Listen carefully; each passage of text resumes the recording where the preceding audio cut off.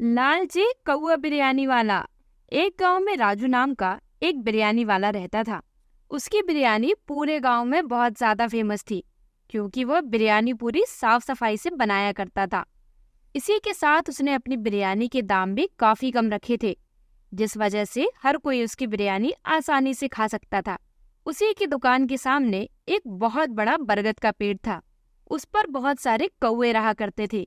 एक दिन की बात है, उसकी दुकान पर रमेश बिरयानी खाने आता है और रमेश राजू से कहता है, अरे भैया, एक प्लेट बिरयानी तो देना। अरे बैठो बैठो भैया, अभी गरम गरम देता हूँ। और ये कहकर राजू गर्मा गर्म बिरयानी रमेश के लिए लाता है। रमेश बिरयानी खाकर बहुत खुश होता है और राजू से कहता है, भैया, तुम्हारी बिरयानी बहुत ही स्वादिष्ट है। ऐसा क्या मिलाते हो यार इसमें? अरे भैया कुछ नहीं, बस साफ सफाई का ध्यान रखता हूँ।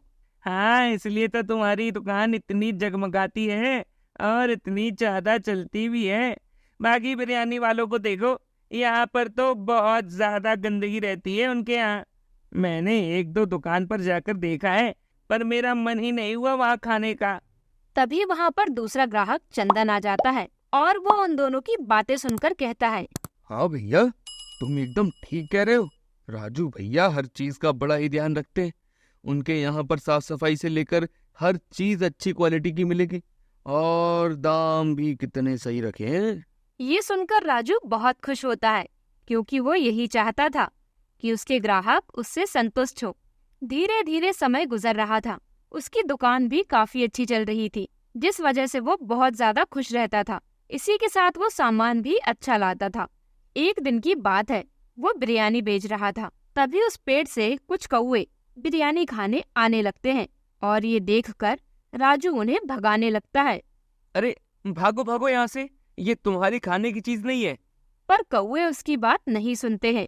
ये देखकर वो उन्हें कपड़े की मदद से दूर हटाने लगता है, पर वो कौवे नहीं हटते हैं और बार बार उसकी दुकान पर आते हैं, जिससे ग्राहकों को काफी ज्यादा परेशानी होने लगती है। और तभी उसकी दुकान में आया हुआ ग्राहक चंदन राजू से कहता है, अरे भैया क्या बात है, ये इतने ज्यादा कौवे तुम्हारे दुकान पर कैसे आ रहे हैं?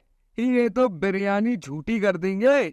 अरे तुम चिंता मत करो, मैं अभी इनका इंतजाम करता हूँ। और ये कहकर वो अपनी बिरयानी ढक कर रख देता है, जिससे कुछ ही देर बाद वो कौवे वहाँ से चले जाते हैं। इस पर राजू ने कहा, पता नहीं अचानक दुकान में कौवे कैसे आने लगे हैं, अभी तक तो कुछ नहीं होता था। अरे तुम्हारी बिरयानी की खुशबू से खींचे चले आते होंगे। वैसे भी तुम्हारी बिरयानी की खुशबू पूरे गांव में फैली रहती है भैया। ये सुनकर राजू मुस्कुराने लगता है। पर एक दिन की बात है, पूरे गांव में हाहाकार मच गया, क्योंकि मुर्गियों में महामारी फैल गई थी, जिस वजह से मुर्गियां मरने लगी। ये देखकर सभी गांव वाले बहुत ज्यादा परेशान थे। जो मुर्गियां पालने वाले थे उन्हें काफी नुकसान हो रहा था। और एक दिन राजू ने देखा मुर्गियां खत्म हो गई है, तो वो मुर्गियां खरीदने के लिए बाजार गया, पर उसे मुर्गियां मिली ही नहीं। जिस पर उसने दुकानदार से कहा, अरे भैया, तुम्हारी मुर्गियां कहाँ गई? मुझे मुर्गियां चाहिए थी। अरे तुम्हें पता नहीं है क्या, मुर्गियों में महामारी फैल गई है, जिस वजह से मुर्गियां बहुत महंगी हो गई हैं और मैंने तो बेचना भी बंद कर दिया है। अगर तुम्हें मुर्गियां चाहिए हैं तो तुम शहर जाओ। क्या शहर? पर इसके लिए तो बहुत सारे पैसे खर्च करने पड़ेंगे। ऐसे तो मुझे मुर्गियां बहुत महंगी मिलेंगी। भैया, अगर मुर्गियां चाहिए तो तुम्हें शहर ही जाना पड़ेगा, वरना यहाँ पर मुर्गियां सोने के भाव में बिक रही हैं।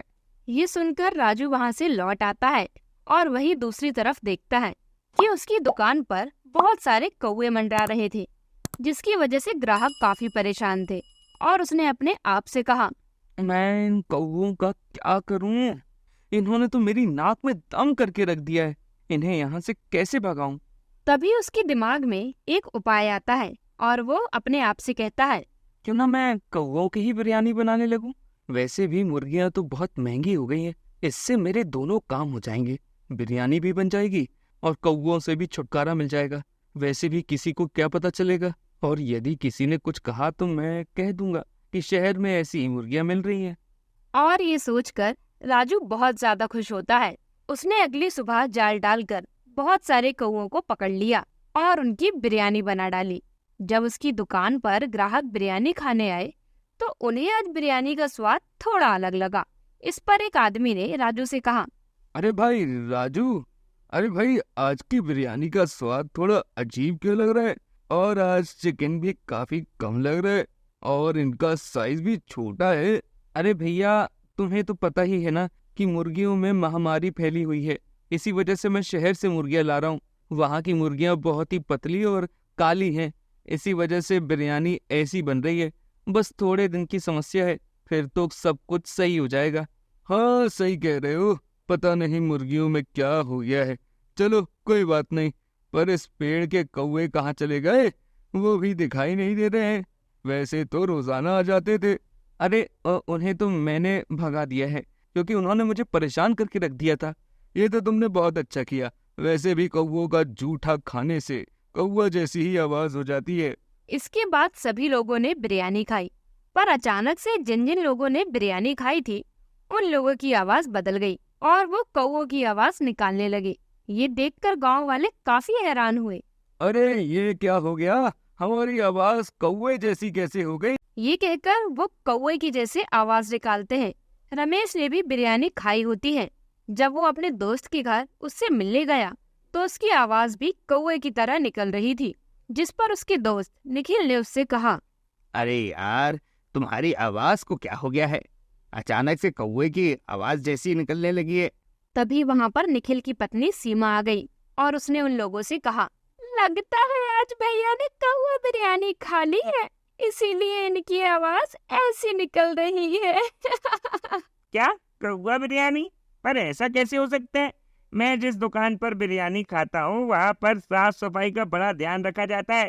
अरे भैया, आज के जमाने में किसी पर भी भरोसा करना बेकार है। आजकल लोग पैसों के लिए कुछ भी कर सकते हैं। इसके बाद वो सभी लोग उसी दुकान पर चले जाते हैं। वहाँ पर आकर उन्होंने देखा कि दुकान पर पहले से ही भीड़ लगी हुई थी और राजू एक कोने में चुपचाप खड़ा था। तभी रमेश वहाँ आया और उसने राजू से कहा, क्यों भैया, तुमने हमें कौवा बिरयानी खिलाई है क्या? ये कहकर वो शांत खड़ा रहा। इस पर चंदन ने कहा, अरे भैया क्या कह रहे हो? ये देखो, इनकी बिरयानी में कौवे के पंख भी निकले। पंख को देखकर वो लोग बहुत ज्यादा हैरान होते हैं। इस पर निखिल कहता है, अरे भैया, तुम ऐसा क्यों कर रहे हो? क्या तुम्हें पता नहीं है कौवा बिरयानी खाने से लोगों में भी बीमारी हो जाती है। मुझे माफ कर दो, मुझसे गलती हो गई। मैं लालच में आ गया था। मैंने सोचा मुर्गियां महंगी हो गई है तो इनको ही बिरयानी में डाल देता हूँ। वैसे भी इन्होंने नाक में दम करके रखा था। अच्छा, तो तुम हमें कौवा बिरयानी खिलाओगे?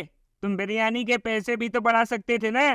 पर यदि मैं पैसे बढ़ाता तो कोई भी मेरी दुकान पर नहीं आता, इसलिए मैंने ऐसा नहीं किया।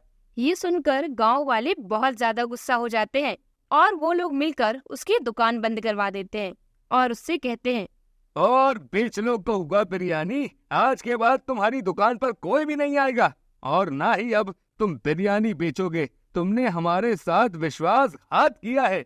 ये सुनकर राजू बहुत ज्यादा दुखी हो जाता है और इसके बाद वो लोग चले जाते हैं और डॉक्टर से दवाई लेते हैं, जिससे उनकी आवाज फिर से पहले जैसी हो जाती है। वही अब राजू की दुकान बंद हो चुकी थी और अब वो अपने किए पर बहुत पछता रहा था।